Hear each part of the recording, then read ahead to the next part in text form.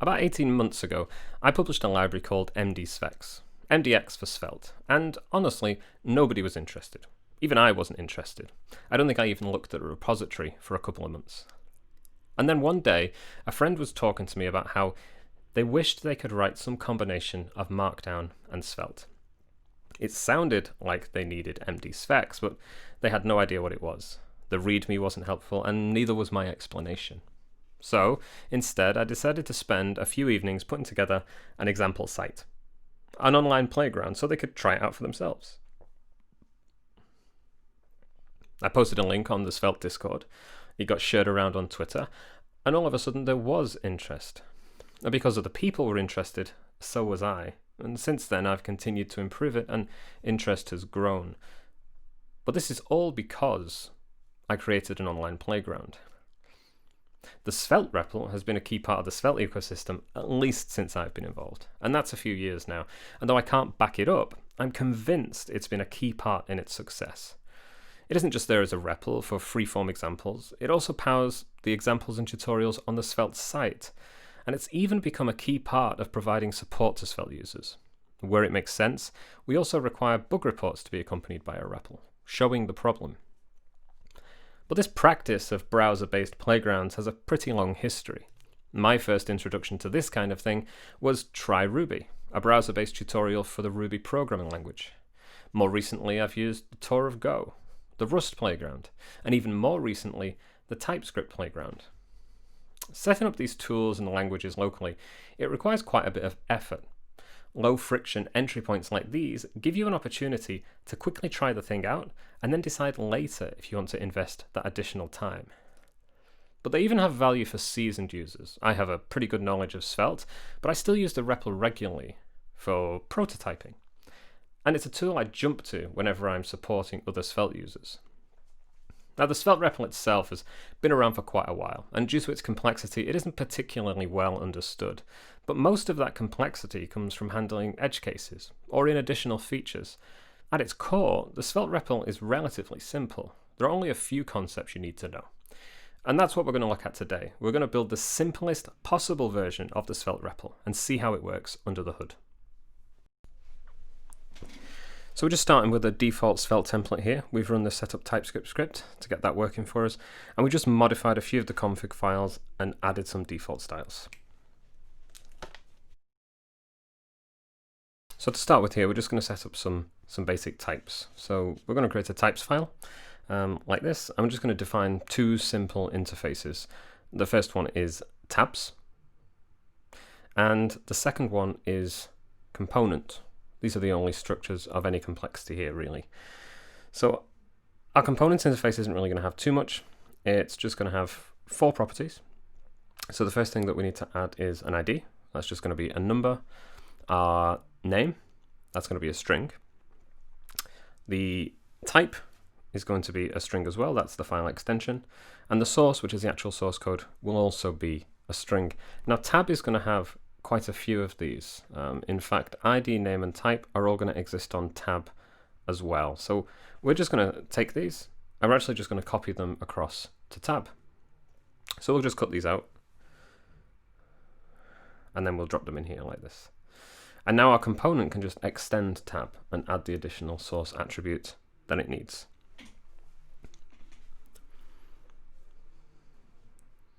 So we're going to jump back across to app.svelte, and we're going to get rid of all of this. We don't need this default stuff. I'm going to get rid of the contents in the script tag as well. And here we're just going to define our default components. So we're going to create a components variable, and we're going to type this as an array of components, and then we can just assign some default components to it. So I've prepared some default components, and we can just drop these in here like this. And it's an array of components using that structure you just saw. We've got a number for the ID, a name, a type, and a source, all strings. And the same is true for our second one as well. Obviously it has a different ID and a different name. So for our inputs, the first thing we're going to need to do is to track the current component. So we're just going to have a simple variable that is a number, and that's just going to be defaulted to 0. We're going to create a couple components now. First, we're going to create an import.svelte. I'm just going to add a little bit of boilerplate. And we'll just duplicate this. And this can be our output.svelte. We don't need this yet, but we may as well make it now. Now we've got these, we'll drop them into the page. We'll wrap them in a main tag like this. And there's our input and output. We'll jump across to input now. This is where we're going to be doing some work. So the first thing we're going to do is we're going to accept some props. So obviously we need to get the components in here. And this will be typed just as before, an array of components. We'll default that to an empty array. And we'll also expose the current prop as well.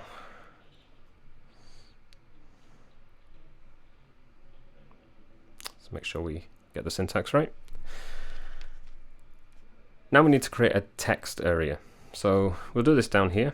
We'll wrap this in a section and we'll just drop a text area in here. And we don't need this, so we'll just get rid of it.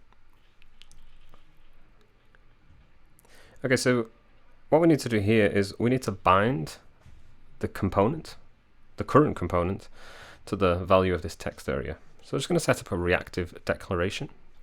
We'll call it current_component. And here we're just going to take our components and we're going to find an index based on whatever current is. So we will deconstruct the ID here and we'll just compare this to current, and that'll give us whatever is the current component, the index of the current component. So down here we can just bind to the value property, and in curly braces we'll just drop in components and we'll select the current component, that's the correct index. And we just want to bind to the source property of this object, and that will keep these values in sync. We come over here. Now we need to pass in our components and also current. We don't just want to pass them in, we actually want to keep them in sync. So we're going to bind to these values as well, and this will synchronize across components. So we'll bind to components and we'll bind current. And if we save that, we can see in the background that this is now working as expected. We're getting our source into that text area. And if we update the text area, our data will be updated too. So due to time constraints, we've skipped ahead a little bit here. So what we've done is we've implemented some simple tabs. So now we can select our different components, and the current selected component will be reflected in our text area thanks to that binding. We've also added a little button here so that we can create a new component, only Svelte components, that's all this REPL supports. And we see that working here. Now this is a problem. Compilation is an expensive process. It has to read through all of that code, it has to parse it to an AST, perform all kinds of transforms, and then spit out a string at the other end. Now if we're compiling every time we press a key, that means that this expensive compilation process, it could introduce latency, interrupting the feedback the user would normally get. What we want to do instead is this. Now JavaScript is a single-threaded language, meaning that expensive operations could potentially block things like user interactions and the feedback that they expect. However, web APIs provide a way to delegate certain tasks to a background thread, in this case, a web worker thread. Instead of compiling on this main thread and blocking things like key presses, what we're going to do instead is send a message to the worker, and that message is going to contain all of the components we want to compile, and then they can be compiled in the background, and the user is free to press as many keys as they like, and it will feel snappy and responsive. When that compilation process has finished, that worker thread will send a message back to the main thread, and it will say, here are your components, and then we can render those components to the screen. So let's set up our worker. So to get our worker working, we're going to add a new entry point to our Rollup config. So we're just going to copy paste this, and we're going to change this default export into an array. So we'll paste this in as the second element. And the first thing we need to do is get rid of some of these plugins. We don't need Svelte, and we don't need any of the dev server stuff either. So we'll get rid of those. And now we need to change the input. So this is going to be worker.ts instead. We're going to change the format to ESM because we don't want an immediately invoked function expression. And we're going to change the file to public/worker. So it's available where we expect it at runtime. So we need to create this file now, or Rollup will complain. So we'll just create the worker.ts file. Now if we jump across to the terminal, we need to rerun this since we've changed the config. And everything should be working fine. And we can see that the file has been created in public, as I said, it's a map file, and everything is working as expected. So now if we jump across to app.svelte, we need to actually instantiate this worker. So we'll create a new worker, and the path we will pass it is that bundled file, so /worker.js. Now we need to create a new function, a compile function, to actually send a message to this worker. So compile is going to accept an array of components. And we'll type this as void, we're not actually returning a value. And inside here, we're just going to get a reference to this worker, and we're just going to post a message, and we'll just be posting these components across. So up here, we need to do the same. So we are posting a message here, but the worker also needs to listen for messages that come back. So we'll do that now. We'll call worker.addEventListener, and we'll just listen for the message event. We'll listen for that message, and it's just a normal event callback. So there's the event object. And here we'll just console log the data that is being sent back. Event.data is where the actual payloads are stored as you send messages across. We'll just correct this. And this should work fine. So we're not actually calling this compile function yet. We need to make sure we do that. So we'll create a reactive declaration, and we'll just call compile, and this will run any times components changes. So we jump across to our worker file now, and we won't add too much here, but we will add a little bit of code. So we're just going to get a reference to the global scope here. We're going to use self, and we're going to do essentially the same thing. We will add event listener here too. And again, we're going to listen for message events, and again, we're going to have our event callback. So there's our event object. I'm actually going to type this as message event, and this is a generic, and this is going to be useful. We won't fill that out just yet. And there's the rest of our function. And now we're going to import our component type, that is. That's in our types file, so we'll just import type component, which is our component interface from types.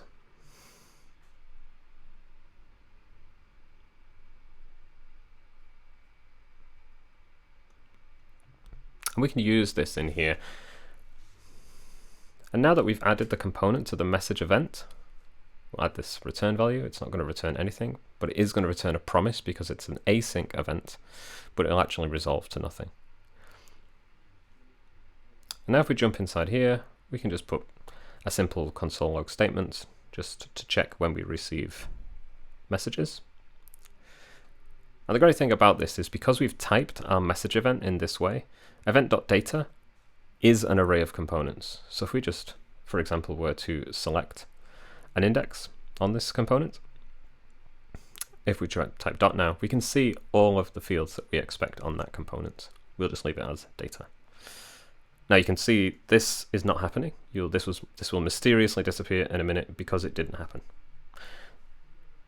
If we open the console over in the browser, we can see that we are indeed sending across our components successfully, and everything that we expect to be there is there.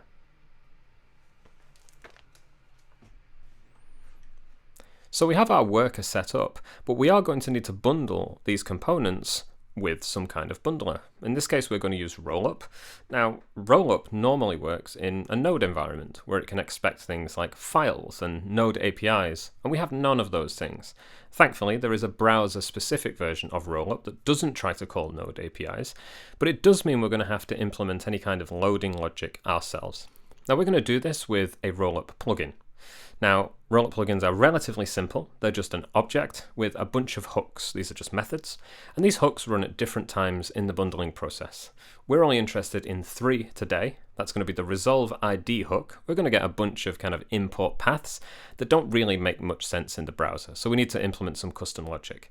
There's a load hook, and that's actually going to load the source code in, because some of our components are in memory and other packages are going to be over the network somewhere. And the final one is the transform hook. And this is going to allow us to transform a Svelte component, which isn't valid JavaScript, and compile it into valid JavaScript. So let's do that.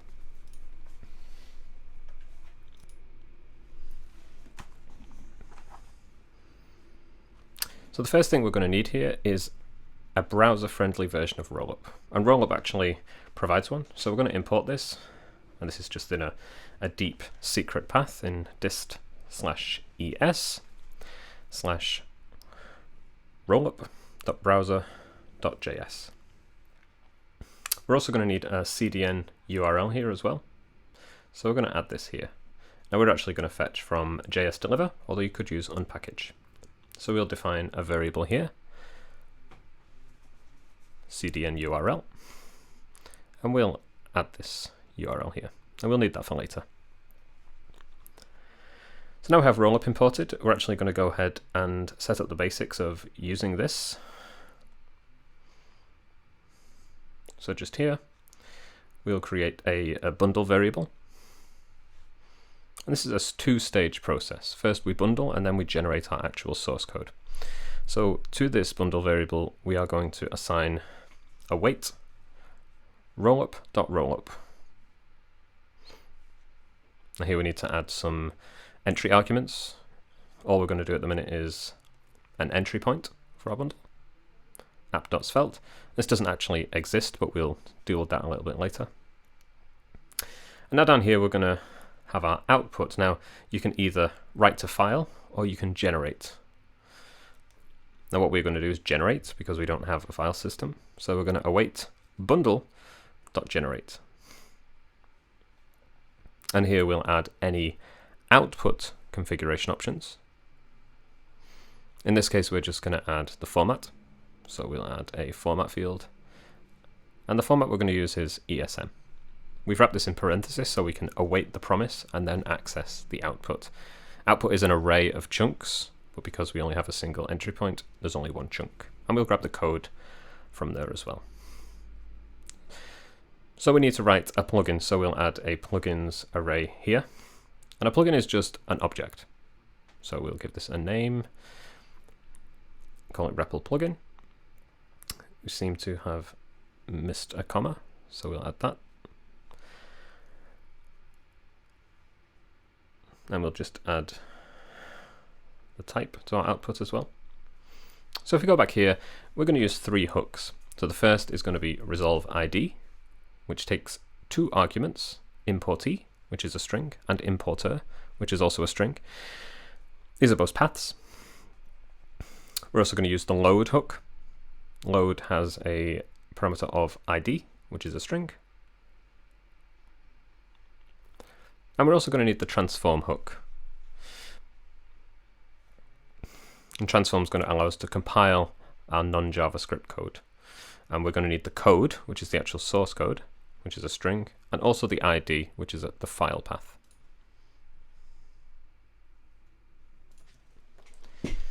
So now I've got the basics of our package. Let's take a look at this importee and importer. So in this example, for example, the component1.svelte would be the importee, the file that is imported. That's this one here. The importer would be the file that is importing, in this case, app.svelte. So if we go back here, we need to handle a couple of cases here. First, we need to handle import something from Svelte. This could be import on mounts, for example. Next, we need to handle import something from Svelte / somewhere. So for example, when you're importing a Svelte store. And finally, we need to handle the case when a Svelte module is importing a file relatively. So say Svelte /store is importing ./file, for example. This first one's relatively simple. It's just a simple string. We're going to use our CDN URL because we're going to fetch over the network, and we're going to return the correct package. So first we're just going to check if this importee is equal to Svelte. If it is equal to Svelte, we're going to return a template literal. It's going to be the CDN URL, and that's going to be /svelte/index.mjs. It's pretty simple.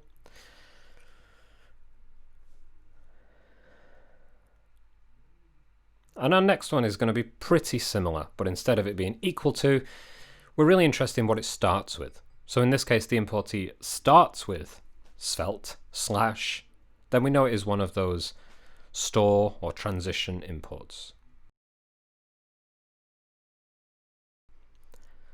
And in this case, we'll do broadly the same thing. We will return a template literal that starts with the CDN URL where we're fetching from, followed by Svelte.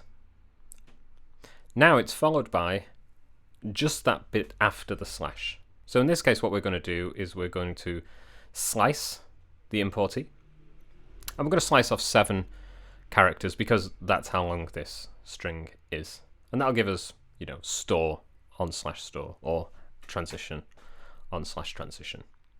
And here we're just going to do /index.mjs because we know what the package structure is ahead of time. This is a relatively straightforward process. Okay, so this is the more complex case. What if something like svelte /store imports ./file? We need to correctly resolve that path. And so we're going to do something, again, that's kind of similar. Now, at this point, things like svelte /store will have already been transformed using the CDN URL. So we're going to check first that the importer exists, because it doesn't always exist. And then we're going to check that the importer, that's the file that is importing, starts with this CDN URL, followed by /svelte. The only thing that is really left is relative references here. So we know these, that's what this must be. So the first thing we're going to do is we're going to try and resolve this somehow. We're going to use this new URL constructor to create a URL. And this is a bit like the node utilities that help you build paths. And we're going to do the same thing. So here we're going to pass in the importee and the importer to create a resolved path. And we're going to return the href property of this object. Now what we need to check is, does this href end with .mjs? If it does end with .mjs, then it is a file, and we can just return that path directly. If it doesn't, then instead what we need to return is the same thing, resolved, but this time, since it was a directory, /index.mjs, because that's what the Svelte package structure looks like. And this should be correctly resolving all of our Svelte related modules via JS delivers CDN.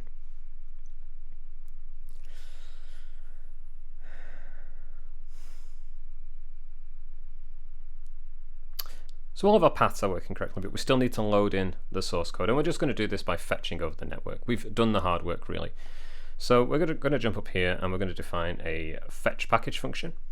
And this is just going to allow us to fetch our packages. It's going to take a URL. Let's just correct the syntax here. A URL that is a string. And this is going to return a promise that resolves to a string, because this is an async function. And we're going to return this, and what we're going to do here is we're just going to do a simple fetch, which we are going to directly return. So we're going to wrap this fetch in parentheses, and we're going to await fetch. And outside of the parenthesis, this fetch will have been awaited. We're going to pass in the URL, and then we're going to call the text property to pull the body off it. And this should give us what we need. So now we can go down to load. And in here, the process is very, very simple. It's as easy as returning that fetch package. So we will just return and call our await fetch package, and we will just pass in the ID here. And this should be correctly, we just need to add an async here, and this should be correctly resolving all of our paths that are related directly to Svelte. Now we need to deal with our local components. So we're going to define a component lookup, and this is just a map. It's going to be a map of string and component using our component interface. And we're just going to instantiate this with nothing. It's just going to be an empty map for now.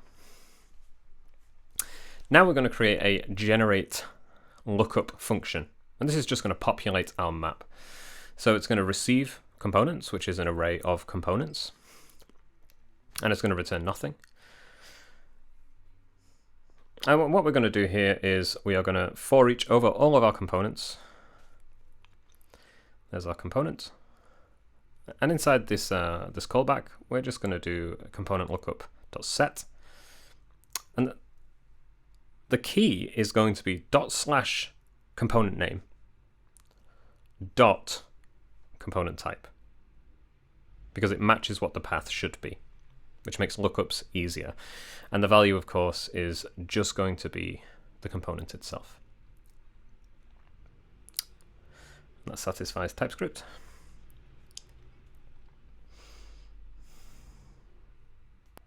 Okay, so we're just going to jump down here, and instead of this console log, we're actually just going to call this generate lookup function. It's got the right argument already.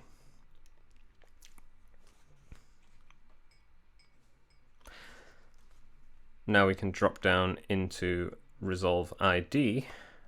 For resolve ID, we really don't want to do anything. So this is our REPL component.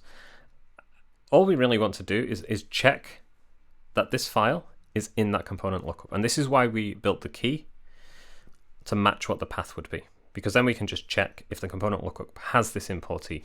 And if it does, we will just directly return it. Now here's our virtual file system section. We're essentially not making any network requests here because these files exist nowhere except in memory. So we're just going to drop this in here again. It's called ID here. And if this is true, we're going to just pull it out. So we're going to do a component lookup. And we're going to get the ID. And we're going to return the source property of that ID. And that will return the source code. And that is our virtual file system. And now we're getting an error about files that are not JavaScript, which is progress. So here in our transform hook, we're actually going to compile our Svelte components, finally. So the first thing we need to do is we need to get the Svelte compiler. So we're going to use import scripts, which is like an asynchronous fetch. And we're going to use the same CDN URL, /svelte/compiler.js, because I know where it lives. And now this Svelte is available to us. It's just available in the global namespace here in the worker. So the first thing we need to do is we need to check that the file that we're dealing with is indeed a Svelte file, and we can use that with the ID. The ID is the path to the file, so this should have a .svelte extension. So we're going to write a simple regex. So the first thing we're going to look at is, anything. Anything can come before .svelte, we don't really care. And then we escape the dot because it's special in regex. And then we just put svelte at the end. This isn't the most robust regular expression in the world, but it will work for our purposes. And then we're going to test this regex with the ID. Now, if this passes this test, we can just return svelte.compile, not that, svelte.compile, and we'll pass in our source code. And then we'll just pull off the JS and pull off the code property, and that's going to contain our actual source code. TypeScript doesn't like this because Svelte isn't defined anywhere, so we're just going to ignore it. And if we jump across, we can see that our errors have gone away, which means this must be bundling correctly to some extent. So let's post the message back. Let's call self.postMessage, and this will send a message back to the main thread. And let's put our output there and see if that works. And there it is. Our correctly compiled component is successfully being bundled, compiled, and sent back to the browser, and then console logged in app.svelte. So if we jump across here to app.svelte, we're just going to set up a variable compiled. And instead of console logging this event.data that contains our compiled code, we're going to assign it to compiled. We're going to take this variable and we're going to pass it down to output as a prop. That's given us an error because it isn't defined. So let's jump across and we'll expose that prop. So let's export let compiled. And this is just going to be a string. Now we need to create our iframe. So we'll pop our iframe in a section. And there's our iframe. We can remove these, we don't really need them. We are going to give our iframe a title though, for accessibility. And let's call this rendered REPL creative. So we're going to need to get a reference to this iframe. So we'll just define a component here, iframe, variable iframe. And we'll give it the correct type. And we'll just bind this equals iframe, which will give us a reference to the DOM node. Now we need a source doc for this iframe. A source doc is just the HTML you want this fake HTML page to have. And this is just a string that we pass to the iframe. And I'm just going to paste this in. I prepared it earlier. It's just some very, very basic HTML and a script in there as well. So just clean this up.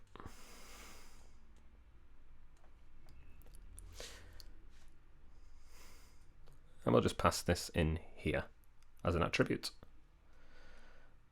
Now what we're going to do here is we're going to create an update function. We need to essentially send a message to our iframe. Just like everything else so far, you communicate with an iframe via sending a message. So this update function is going to take the code as a parameter, which is a string. And then we're going to call iframe.contentWindow.postMessage, just as before. Here we need two arguments. One is the payload, and the other is the origin. I'm just using a wildcard here. You shouldn't really do this, but I am. And now we want this update function to rerun whenever our compiled string changes. So another reactive declaration, and we'll call update with our compiled code. Now we only want to run this when the iframe exists, which it might not on the very, very first run. So we'll just short circuit here, iframe. And also, we want to make sure we actually have some compiled code to send. So we're going to make sure all of these are truthy before we execute update.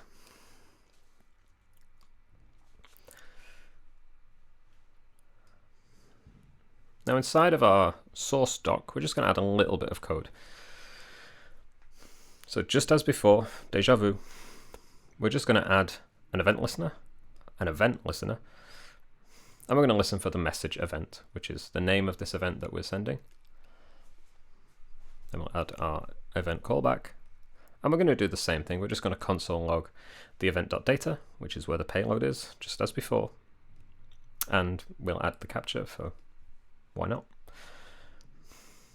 And here we have our component. Is it coming from the right place? Yeah, it's coming from our source doc.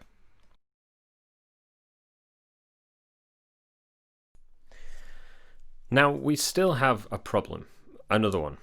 Our JavaScript code isn't really JavaScript code, it's just a string. So we need to turn that into some code that we can execute. What I want to do is I just want to dynamically import this stuff, and then I can just use it as a module.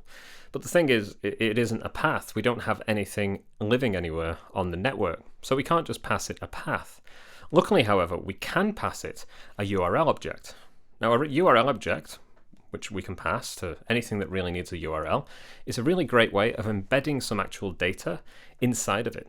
And that way, when the dynamic import reads the URL, instead of going off to make a network request, it will instead just read the source data from that object. You'll have seen this before when people inline SVGs as a base 64 string. It's the same principle. We're just embedding the data directly in the string. Now, in order to create a URL object, we need a blob. A blob is a binary representation of data, and it just so happens to be the data format that this URL object creator accepts. Luckily for us, there are APIs for all of these things. There are blob constructors, and we can create URLs, and then we can pass this object URL directly to our dynamic import, and it should behave exactly as we'd expect. We are going to create another update function here, but this one's inside of the iframe, and just like before, it's going to take the source code. Now what we want to use here is a dynamic import, so we just want to treat this as a plain JavaScript module. This returns a promise, so in the then clause we should be able to mount our component, but as we've discussed, we need a blob in order to create a URL. So we're going to create a blob here, with const blob and new blob. And here we're going to pass in an array of sources to create this blob. We just have one source, so we'll pass that in. And now we want to pass in the type of thing that it is. In this case, it's text JavaScript. This would normally come from response headers or something. We don't have that here, so we need to add it directly. Now we can create a URL, so we'll just call this URL. And we can create this URL by calling URL, capitals, dot create object URL, also capitals. And we can just pass in our blob. And now we have embedded this source data inside of that URL object. We can just add it to the import. This promise will resolve when it's passed. We're actually going to deconstruct the default property of this module, and we're going to rename it to app because that seems to make a bit more sense. Now inside here, what we're actually going to do is we're going to clear out the contents of the body. So we're going to set the inner HTML of the body to nothing, just in case a user has been programmatically messing around with the DOM outside of Svelte's knowledge. And then we're going to call the component constructor using Svelte's client API. We just need to give it a target, and we'll just use document.body. And that should mount our component to the page. Now, I actually want to get a reference to this component, so I'm just going to define a variable up here, C. And I'm going to assign this component instance to C. And the reason I want to do this is I want to do some cleanup. So when we run this update function, I'm going to check if C exists, which it won't on the first run. And if it does, I'm going to call the destroy method. This isn't always necessary, but it's a relatively good habit, and this will just remove any event listeners. And then we will remove the inner HTML, make sure it's empty, and then we will mount our component. Down here, instead of console logging, we'll just call update. And this should run our update function. And what's this? It looks like we've got a typo. Yeah, JavaScript. So we change this to JavaScript. And now it should work. And there we have it. We are compiling and bundling and posting messages and getting our actual source code to render directly in the browser. If we change this, it should update, and it does. And we should be able to use any Svelte APIs here. So let's try adding a click handler, and it will error until we actually have finished typing our code, because it's not valid yet. We just console log, we clear this, and there we have it. And that is that. The simplest, no-frills version of the Svelte REPL. Now from this point, you can go on to add features and handle more and more edge cases, however you want. If you are interested in the Svelte REPL and you'd love a more customizable version, but you don't really want to go to the effort of building one yourself, then follow me on GitHub or Twitter, because I might have something pretty soon. Thanks for watching.